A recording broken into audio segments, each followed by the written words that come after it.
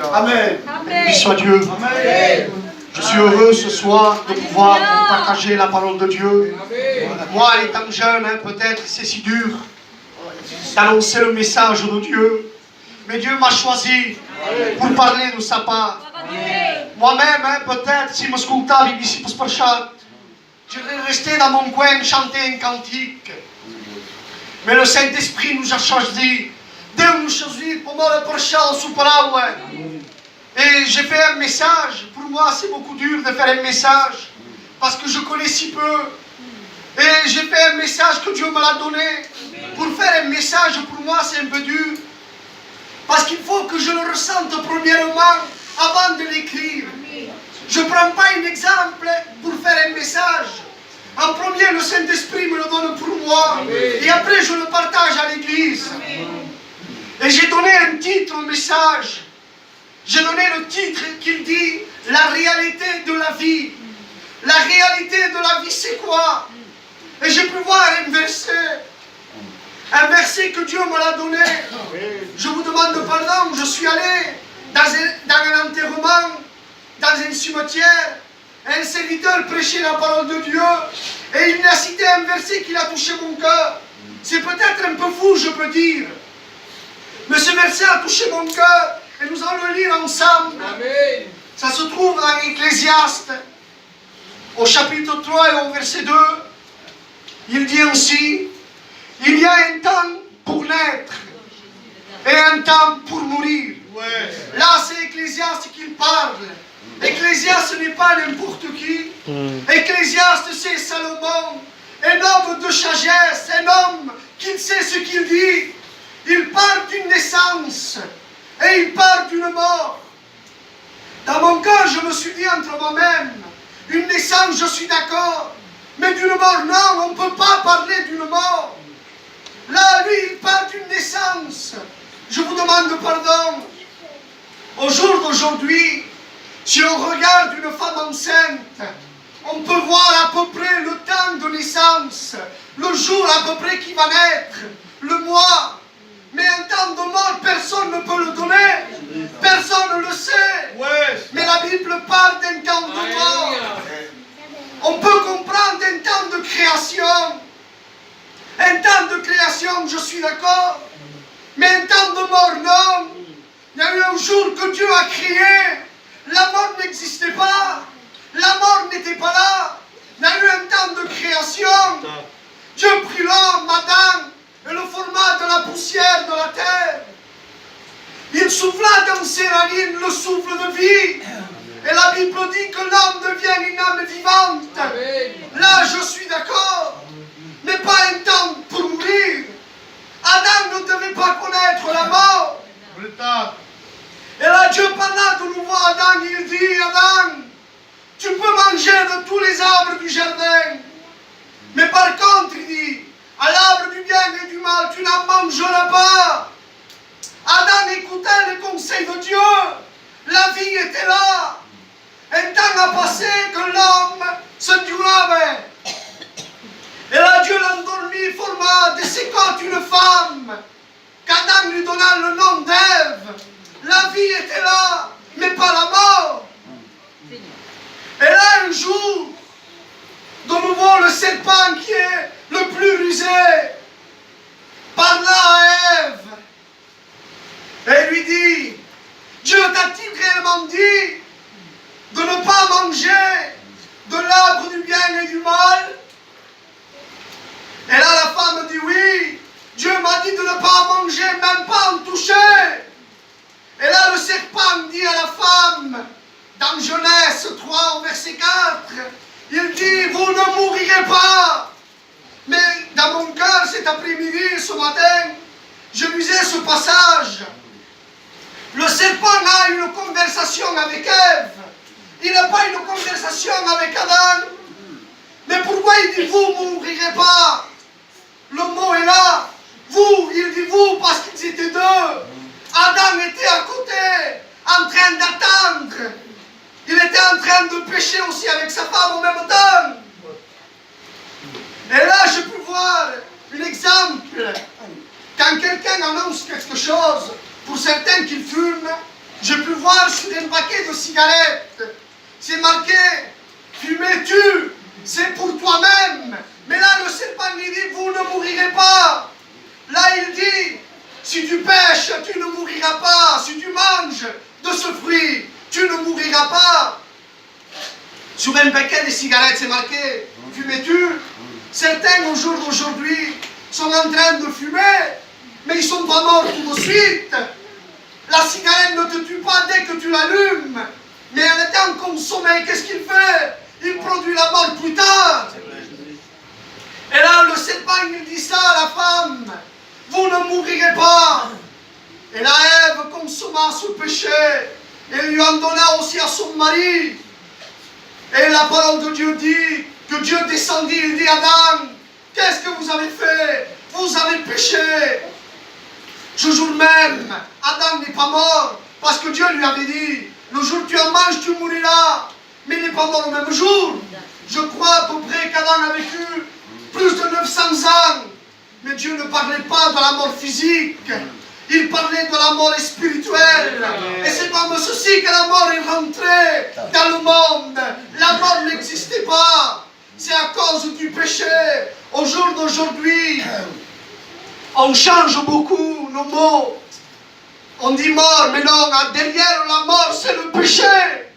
Romain dit, la parole de Dieu dit, comme par un seul homme, Adam, par un seul homme, le péché est rentré. Et la mort, il dit, c'est étendu sur tous les hommes. Voilà la destinée. Voilà le péché, ce qu'il fait. Il s'est étendu sur tous les hommes, jusqu'à nous. Je vous demande pardon. Au jour d'aujourd'hui où on vit, on pêche beaucoup. Le péché est toujours là. Le péché, on ne peut plus le supporter. La différence de nous, avec ceux qui sont païens, nous aussi on pêche. Mais on ne vit pas dans le péché. On a le sang de Jésus en nous. Mais pour certains qui vivent dans ce monde en train de pécher, le péché fatigue, le péché détruit l'homme, le péché détruit la femme. Laisse-moi te dire, mon ami, si tu continues dans ton péché, c'est la mort qui t'attend. Et la séparation avec Dieu. La mort ne fait exception de personne. La mort frappe tout le monde. La mort frappe comme le nourrisson, comme le vieillard. La mort ne fait exception de personne. La mort frappe le pauvre et il frappe comme le riche. La mort ne t'envoie pas une carte de visite. La mort, il vient et il te suspend. Combien nous avons perdu des nôtres. La mort vient. C'est la reine, je crois, des épouvantes. La mort, tout le monde a peur. Job, il dit, vous vous couchez, il dit, riche, mais vous vous mourirez pauvre. Voilà la destinée de tout homme. Peut-être, pour certains, ils sont riches, mais quand ils meurent pauvres. Voilà la destinée de l'homme, de la femme. C'est la pauvreté, c'est parler de Dieu. C'est pas une pauvreté que de l'impossibilité. C'est une pauvreté loin de Dieu. Et si c'est pas loin de Dieu, où c'est l'éternité? C'est l'éternité avec qui? Si c'est pas avec Dieu. Posez-vous la question. Je ne suis pas venu avec un message de consolation. Certains viennent écouter un message, se dire je viens à la réunion, ça ressemble à un exomile pour se reposer notre être, notre âme. Non, là tu joues ton éternité. Là, tu joues ta destinée. Là, tu joues toute chose. Je ne veux pas t'apporter un message pour te faire du bien. Je veux, quand tu sors de là, si tu n'acceptes pas Jésus, tu sors angoissé. Avec une réalité de dire où je passe l'éternité. On trompe beaucoup, je vous demande pardon aux personnes qui viennent. On présente des messages, des notes. Je ne veux pas vous présenter une note, mais je veux vous présenter Jésus. Amen. La mort frappe tout le monde. Merci Dieu. Je vous disais que la mort frappe le riche comme le pauvre. Il y a un exemple de la parole de Dieu qui est parlé d'un homme riche et d'un pauvre nommé Lazare. Cet homme, il dit la Bible, il dit que chaque jour, c'était pas de temps en temps, il dit que chaque jour cet homme menait une joyeuse et brillante vie. Lui, chez lui, toujours c'était la fête. La parole de Dieu dit que lui, il était vêtu de pourpre et de fin lin. Lui, il était celui qui est moderne. Lui, il était celui que son foyer va bien. Lui, sa maison va bien, ses enfants ont tout pour aller bien. Lui, il fait les 400 coups, la fête chaque jour. Qui ne veut pas faire de fête? Tout le monde veut la fête. C'était sa vie.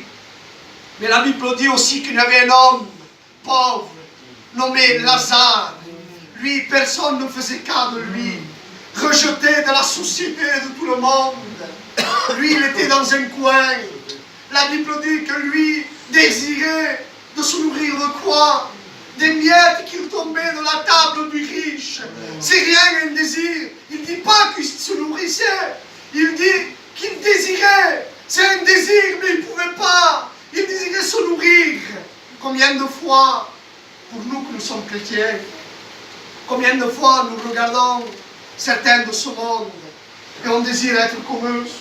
Nous, en étant chrétiens, à quel Babé, il a une belle voiture, une belle situation. C'est pas mal un désir.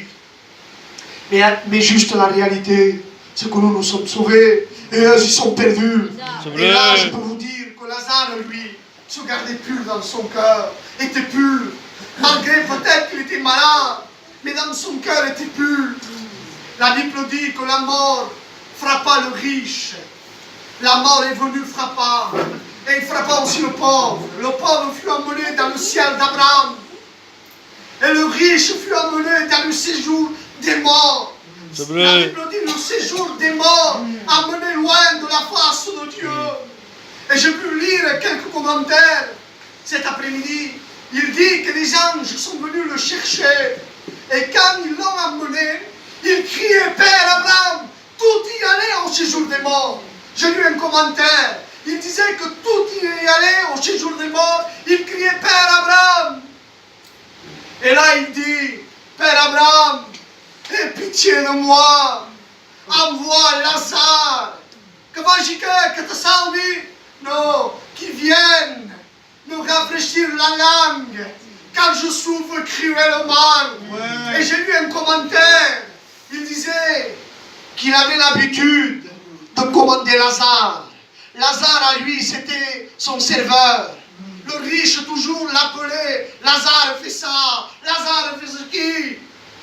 Et la parole de Dieu nous dit que Abraham, lui répondit. Il lui dit, je ne peux pas venir vers toi, mon enfant. Car entre moi et toi, il y a une grande séparation, une grande abîme. Je ne peux pas venir. Il dit, eh bien, nous envoie Lazare.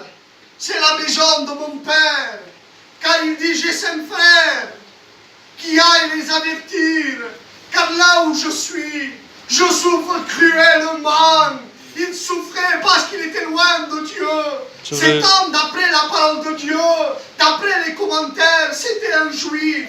Parce qu'il n'appelle pas n'importe qui. Il appelle Abraham. Il dit, Père Abraham.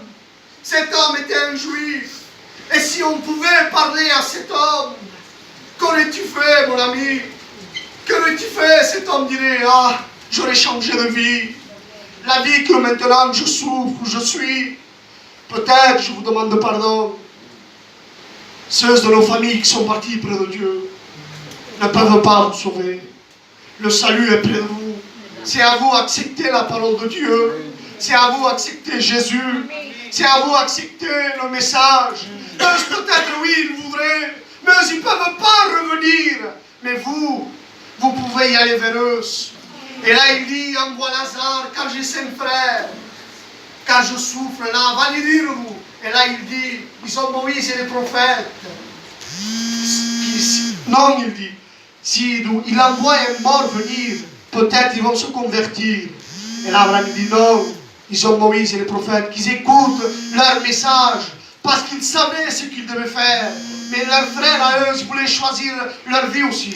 Dieu te laisse libre, il ne veut pas t'engager même s'il t'aime, il te laisse libre. Et là, j'ai pu voir un témoignage réel qu'il s'est passé. C'est pas des mensonges. Une réunion, c'est pas des mensonges. On ne vient pas là pour passer un moment. Si tu es là, parce que c'est voulu de Dieu. Amen. Avec Dieu, il n'y a pas d'hasard. C'est voulu de Dieu. Amen. Et là, il y a un témoignage que j'ai entendu. Une jeune fille l'ont invité pour venir à une réunion, comme peut-être toi, on t'a invité pour venir. Ils l'ont invité pour venir. Même si ce n'est pas son idée de venir. Il est rentré dans la réunion, il s'est assis. Et là, d'un coup, il se levait et il est parti. Et c'était la route. Et là, une voiture va la percuter. Et cette jeune fille va tomber par terre. Le bruit est tellement fort que toute l'église dedans est sortie dehors pour aller porter un secours. Les pasteurs, les anciens, ils sont allés, tous en écartant tout le monde, pouvoir donner un secours. Un appelait les urgences, l'autre essayait de prendre de l'eau pour la ranimer. Et là, le pasteur s'approcha, la prend par la tête et dans la main, il dit, jeune fille, voyant qu'il ne pouvait plus prier pour la guérison, il a pris par la main, il dit, jeune fille, repens-toi, repens-toi. Et là, la jeune fille répondit, c'est trop tard. Je vois des gens habillés en noir qui viennent me chercher. Voilà la destinée de la mort. Je vous le dis, ne jouez pas avec le feu. Vous allez vous brûler. Chaque fois que je prêche, je demande à Dieu, Seigneur, donne-moi à évangéliser. Parce que les âmes se perdent. On veut dire des notes. Arrêtons. Chaque fois, je demande à Dieu, Seigneur, donne-moi le sentiment pour parler aux âmes. Tu vois les gens qui courent vers l'enfer et nous, on les laisse courir. Les gens se perdent et nous, on n'est pas une main tendue pour dire arrêtez, c'est pas là le chemin. Le chemin n'est pas là. Nos familles se perdent et nous, on s'amuse à venir là prier pour un tel, non, arrêtons. Sauvons nos familles, nos pères, nos mères, nos frères, ont besoin de Jésus. C'est l'enfer qui s'attend à ceux qui ne sont pas sauvés. Ce n'est pas une histoire. La Bible est réelle. Après la mort, il n'y a pas de solution. Il dit qu'à le salaire du péché, c'est la mort. Voici le salaire. Qu'est-ce qu'il fait? C'est la mort, la séparation avec Dieu. Comment faire? Comment faire pour être sauvé? Qu'est-ce qu'il faut pour ne pas connaître la mort? Tu peux connaître la mort.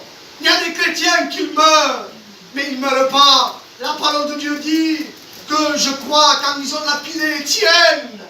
Étienne a été lapidé et il est mort, il ne dit pas mort, il dit endormi, il dort.